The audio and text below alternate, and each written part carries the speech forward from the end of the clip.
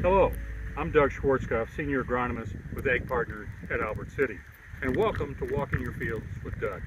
Today, I have Josh Simon with me, one of our interns here, and working with us at an Albert City location.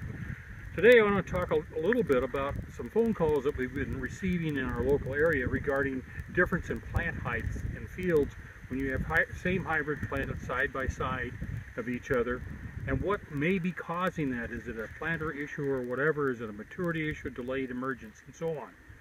If you recall, several weeks ago we did the flag exercise and we noted the difference in different planting depths and spacings and so on, how that affected the emergence. I happen to be very familiar with this operation, and I've been out here before. I know that this field came up very evenly. It was planted with precision planting equipment, well spaced and everything. That is not the issue. One of the interesting things is we look at this corn, and as you look down here, you can see there's a marked difference in height. Josh, if you would, let's pull out your tape measure here, and let's measure the difference in the height. Let's take this one right here. As you can see, we're looking at a plant when we're right down here, about 21 inches. Let's come over here and take a look. Josh, here is one of these, right alongside. Same hybrid, right next to each other. As we look at this, we're looking at 32 inches. 11 inches difference in plant height in the same corn planted the same date. What can be causing this? And is there a difference in maturity? Let's just check it out, Matt. Now, Josh, we do once again, let's count the leaves here and just see where we're at. 1, 2, 3, 4, 5, 6. I'm at 7. We have 7 leaves on both plants.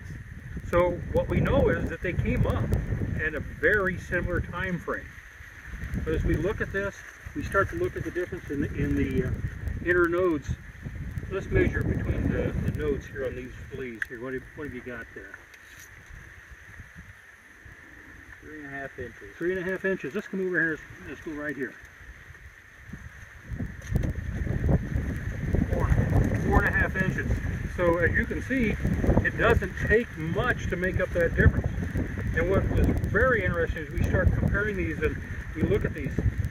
The leaves down here at the bottom part of the plant are the same size. Let's take the number 6 leaf off these plants, Josh, if you would.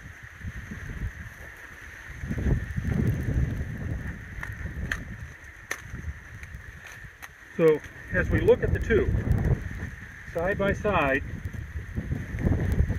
same placing on the plant, same date. Look at the difference in the leaf size. This is our solar collector for the plant. This is what's producing the energy.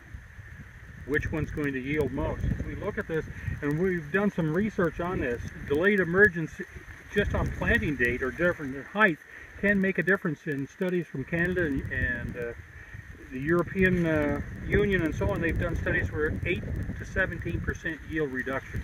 As you look at the size of these leaves here side by side, you can easily see what took place and is going to take place here as these plants are going to get taller in shape.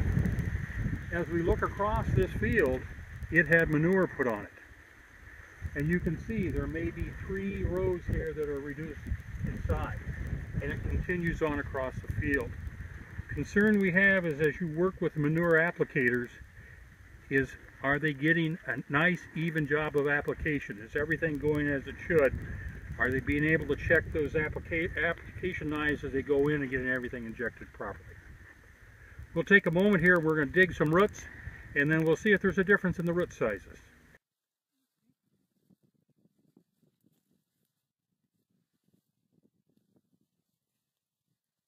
As you can see, we've now dug up the roots here of the 2 plants in the neighboring rows, and it's interesting. Look at the root mass difference between the corn plants. I mean, you're talking the same maturities.